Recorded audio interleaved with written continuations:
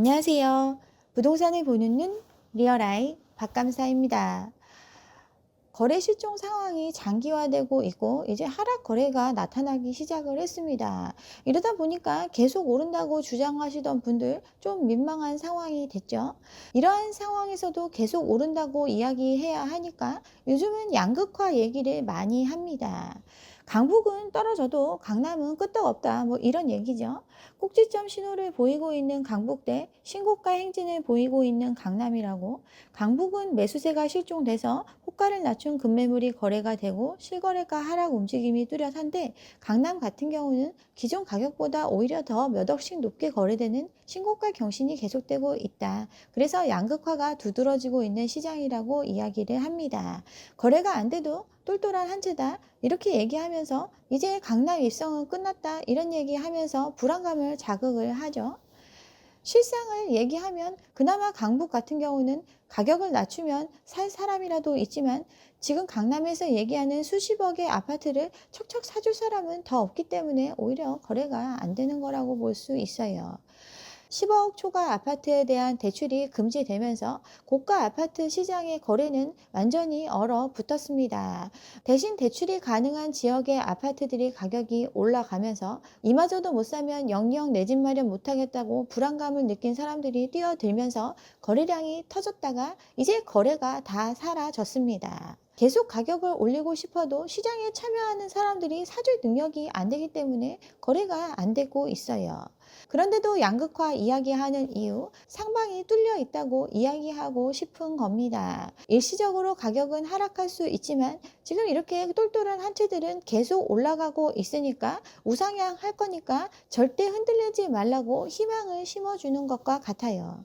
거래량을 살펴보면 정말 우리나라 살 수 있는 능력 되는 사람들, 빚낼 수 있는 능력 되는 사람들은 거의 다 뛰어들었다고 봐도 과언이 아닐 정도로 많은 사람들이 아파트를 샀습니다. 19년 상반기에 소강 상태로 접어들던 게 분양가 상한제 하면 이제 아파트 공급 안 한다 이런 걸로 불안감을 자극하고, 거래가 많이 줄었는데도 신고가가 계속 나온다고 계속 펌프질하는 기사를 쏟아내면서 불안한 영끌들이 막차를 타게 만들었죠. 이게 끝나고 나니까 거래는 심각할 정도로 사라져 버렸어요. 21년도 거래량을 보면 극점을 찍고 하방을 그리고 있죠.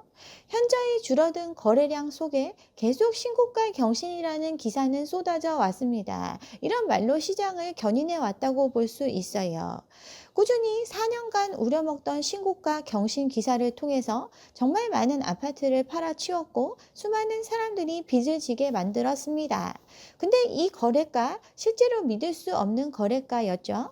가격을 부풀리기 위해서 가짜로 신고한 실거래가가 엄청 많이 나왔죠. 20개월간 주택거래 19만 건이 취소가 됐습니다. 특히나 수도권에 65%가 집중돼 있었어요. 또 집값이 올랐다고 얘기하는 지역들, 또 분양이 많았던 지역들은 더 많은 실거래가 신고 위반 사례가 나왔습니다. 세종시 같은 경우는 15배나 폭증을 했었죠. 동네 아파트값 다 올려놓고 신고했다가 취소한 건수가 19만 건, 엄청난 규모입니다. 특히나 아파트 같은 경우 워낙 고가의 물건이기 때문에 단 한 건의 실거래 가격이 아파트 단지 전체 가격을 끌어올리는 현상을 보일 수 있는 상품이죠. 이래서 자전거래 허위거래를 통해서 가격 띄우기가 실제로 가능했고 또 그렇게 시장을 끌어왔습니다. 진위를 알 수 없는 실거래가가 신고가 되면 신고가 경신기사 쏟아내고, 실거래가나 호가로 조사된 가격지수가 발표되면 또 가격이 올랐다고 펌프질을 합니다. 이런 내용들을 보고 사람들의 심리가 자극을 받으면 팔 사람보다 살 사람이 많다고 하면서 매수 심리가 강하기 때문에 더 집값은 오른다 이렇게 우려먹기를 해가면서 시장을 떠받쳐 왔어요. 제가 많은 영상을 통해서 이런 얘기를 반복을 했는데, 이거 개인의 집들을 팔기 위한 조치가 아니죠. 수년간 공급된 비싼 아파트를 손쉽게 팔기 위한 마케팅 전략이라고 계속 말씀을 드렸어요. 지금 나와 있는 호가보다 더 비싼 신고가 거래가 찍혀버리죠. 이걸 언론은 대서특필하고 이런 기사를 접하면 호가는 상승하게 됩니다. 이렇게 가격을 띄우고 이 띄운 가격이 일반적인 것처럼 수많은 부동산 부동산 기사를 쏟아냅니다. 그리고 때마침 인근에 시세 대비해서 엄청나게 싼 분양가로 분양하는 아파트를 홍보를 하죠. 이렇게 하면서 수많은 아파트를 팔아치웠어요. 원베일리 같은 경우 분양가 시세의 60% 수준이라고 하면서 역대 최대의 분양가로 아파트를 팔아치웠습니다. 10억 로또라고 언론에서 대대적으로 광고를 했고, 또 이거 입주할 때 바로 전세 놓을 수 있다고 홍보하면서 성황리에 팔 수 있었어요. 이렇게 끌어온 시장인데 이제 그 여력이 다해서 그런 장난도 불가능한 시장으로 가고 있습니다. 서울만 그런 게 아니라 지방도 이러한 작업을 통해서 수많은 아파트를 팔아치웠어요. 대구 예로 많이 들었는데, 대구의 강남 수성구 신고가가 속출한다고 하고 가격 상승이 계속되고 있는데 오히려 매물은 없다고 사람들의 불안감을 자극을 했습니다. 그래서 오른다 오른다 하고 지금 아니면 못 산다라고 하면서 패닉 바잉 수요를 끌어냈어요. 근데 여기도 신고가 거래 계약 후 취소한 경우가 워낙 많았어요. 그렇게 많은 아파트를 분양을 했는데 돌연 취소된 대구 지역 아파트 3건 중 1건이 신고가 취소 사례였습니다. 실거래가 띄우기 이거 거짓말이 아니에요. 일단 신고가가 찍히면 사람들은 다 알죠. 언론에서 대대적으로 보도해주기 때문에 아는데 취소되면 언제 취소됐는지 알 수가 없습니다. 그런 정보만 믿고 그 신고가보다 조금이라도 싸게 나왔다고 하면 불안한 마음에 산 사람들이 피해자로 남았어요. 이렇게 모든 게 끝나고 난 후에 결과를 보니까 대구 같은 경우는 3건 중 1건이 취소가 됐습니다. 실거래가 허위신고 적발 사례가 늘어나고 또 지역에서 더 이상 살 수 있는 사람들이 없어지고 나니까 이제 아파트가 팔리지 않고 쌓이게 됐죠. 미분양 늪에 빠지고 전매시장도 마이너스 피가 나오고 있습니다. 시세보다 훨씬 저렴한 분양가로 판다고 해서 분양을 받았는데 거기에 프리미엄이 붙는 게 아니라 오히려 더 깎아줘도 안 팔리고 있는 게 현실입니다. 지방 같은 경우는 이러한 상황이 보다 단기간에 현실로 와닿을 수 있는데 서울 같은 경우는 아직도 사람들이 미련을 못 버리죠. 그래서 똘똘한 한 채 운운하면서 서울은 안 빠진다고 했는데 지금 서울의 아파트 값도 떨어지고 있으니까 이제 양극화 얘기하면서 사람들의 심리를 부여잡고 있습니다. 서울도 또 똘똘한 한 채도 계속 이 상황을 유지할 수 없습니다. 계속 이어진 영끌에 거래량이 폭증을 했지만 이제 한계에 도달한 상황입니다. 이거 서울시 정보광장에서 발췌한 자료인데 아까 소개한 한국부동산원 자료랑 수치는 차이가 있습니다. 그렇지만 추이는 다르지 않아요. 작년 연초에 6천 건 가까이 되던 아파트 거래량이 12월이 돼서는 1,000건도 안 되는 수준으로 이제 한계에 부딪히고 있습니다. 작년과 비교해 보면 어마어마한 차이를 보이죠? 작년 같은 경우는 많이 팔릴 때는 한 달에 16,000건이 거래가 됐습니다. 3분의 1 토막도 더 난 상황이죠. 이제 2019년 상반기 제가 유튜브 시작한 시점인데 이때도 거래가 소강 상태로 가고 있었는데 하반기부터 영끌 바람이 불었죠. 그러면서 거래량이 터지고 이렇게 많은 사람들이 참여하고 나니까 이제 정말 탈탈 털리고 남은 게 없어요. 이렇게 할 수 있는 사람들이 다 무리해서 모두 뛰어들고 나니까 이제 이 지경까지 시장을 이끌어왔던 신고가 경신 이런 거 이제 못하게 생겼어요. 그동안 신고가 작전을 통해서 계속 사람들을 끌어들일 수 있었는데 이제 사람들이 다 알기 시작을 했고 너무 거래가 없으니까 이제 하면 티가 나는 상황이 됐습니다. 통계는 안정되는데 신고가가 찍히고 있다고 강남 부동산 시장이 혼란스럽다고 여전히 기사가 나오죠. 강남 아파트 내놔도 안 팔리고 있습니다. 그렇지만 일부에서 여전히 신고가 거래가 발생하고 있으니 하락이 아니라고 이야기를 합니다. 똘똘한 한 채에 대한 관심이 계속되고 있기 때문에 강남권 주요 단지들은 굳건하다는 의견이 다수라고 계속 사람들에게 안정감을 주기 위한 노력을 하고 있습니다. 누가 얘기하죠? 부동산 관련 온라인 커뮤니티 상에서 이런 얘기하고 있습니다. 근데 강남에서 신고가 경신 찍으면 이거 다 믿을 수 있는 거래가일까요?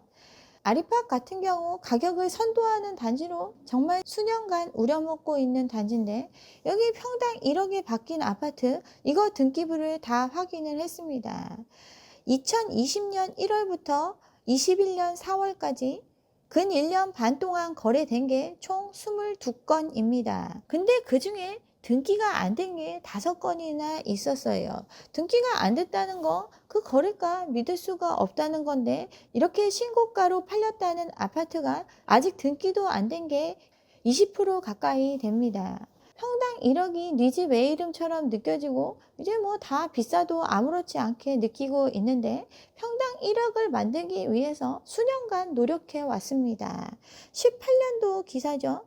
평당 1억에 팔렸다 기사를 내고 결국 소문에 그치고, 또 평당 1억에 팔렸다 기사가 나오고 이번엔 진짜일까 하면서 몇 년 동안 뽁짝뽁짝 해서 겨우 만든 게 평당 1억 거래입니다. 이게 기준이 돼서 시장의 아파트 값을 끌어올리는데 엄청나게 활용이 되어 왔습니다.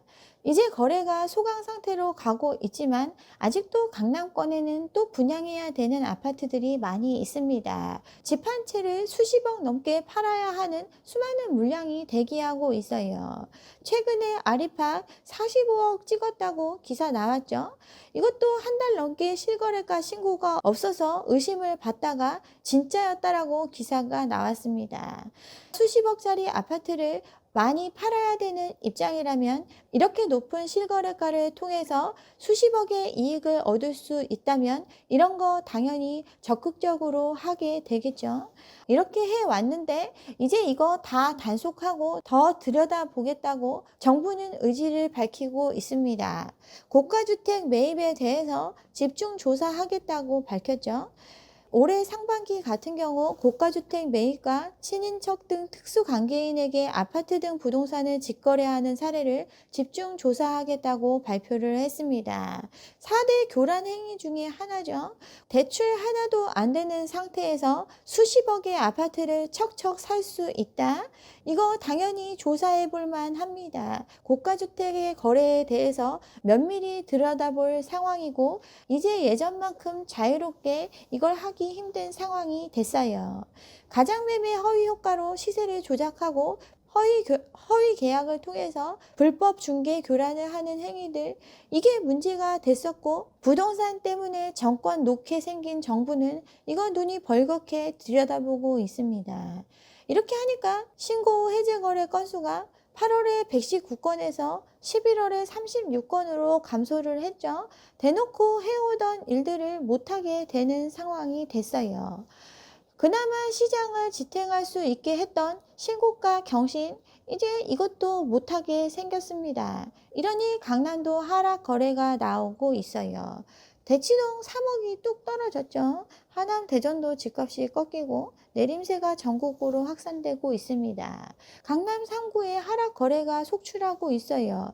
강남 3구 아파트 갖고 있는 사람들 지금 팔아도 10억 가까이 이익을 볼 수 있는 상황이기 때문에 팔려면 팔겠죠. 몇 억 깎아줘도 정말 살 사람이 있다면 거래로 이어지게 됩니다. 이러니 하락 거래가 속출을 하죠. 최근에 입주한 아파트 대치동에 소재하고 최고의 학군의 학원과도 가깝고 새 아파트인데 개포보다 낮은 전세가에도 아직 집이 다 안 채워지고 있습니다. 희망하고 있는 가격은 분양가의 2배를 받고 싶어 하죠. 전세가는 분양가보다 1, 2억은 더 받고 싶어 하고, 월세 같은 경우는 자기가 분양받은 금액에서 부족한 돈을 메꾸고 추가로 받을 수 있는 정도, 이걸 기대하고 물건을 내놓고 있습니다. 근데 아직 쌓여 있죠. 이들이 생각하는 금액, 분양가의 2배니까 여기서 한 7, 8억 떨어진다고 해도 손해가 아니죠. 그러니 하락 거래는 더 속출할 수밖에 없습니다. 근데 거래는 가뭄에 콩나듯 이루어지고 있어요. 그나마 누가 먼저 빨리 욕심을 버리고 팔아야 가능한 일이죠. 이러한 상황인데 올해는 엄청난 아파트를 분양할 예정이죠. 올해 분양 물량 보수적으로 봐도 40만 가구를 예상하고 있습니다. 민간에서 얼만큼 분양할 건지 다 받아보니까 46만 가구인데 또 상황에 따라서 안 나올 수도 있고 하니까 보수적으로 15% 정도 까서 39만 가구를 분양 물량으로 보고 있습니다. 지금처럼 거래가 완전히 사라진 시장에서 이렇게 많은 새 아파트가 또 시장에 쏟아져 나올 예정입니다. 양극화를 얘기하면서 요즘 시장을 자극하고 있는데 돈 많은 사람 그렇게 많지 않다고 제가 계속 말씀드리죠.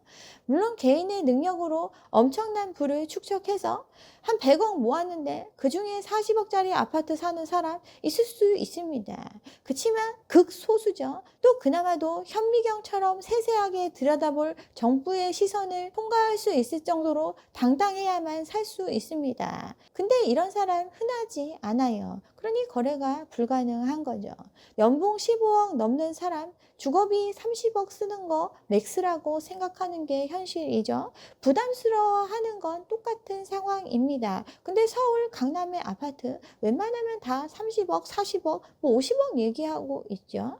이러한 가격이 계속 유지되려면 그 시장을 받쳐줄 수요가 탄탄해야 하는데 고가 아파트 시장의 참여자도 지금 말하는 가격을 지불할 수 있을 만큼 갖고 있는 게 아닙니다.